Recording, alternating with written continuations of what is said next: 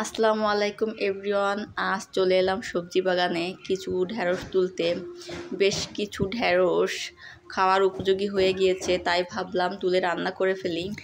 এবারের একটানা বৃষ্টিতে আমার অনেক সবজি নষ্ট হয়ে গেছে। এই গাছটা অনেক বড় হয়েছে, আমি নিজেই ভেন্ডি ধরতে পারতেছি না তুলবো যে। এবারের বৃষ্টিতে শুধু সবজি না, আমার অনেক সবজি গাছও নষ্ট হয়ে গেছে, মারা গেছে। অন্যান্যবার অনেক ঢেঁড়স হয়, এবার বৃষ্টির কারণে অনেক কম হয়েছে। তবে যাই হয়েছে আলহামদুলিল্লাহ, আমাদের ছোট পরিবারের জন্য এটাই যথেষ্ট।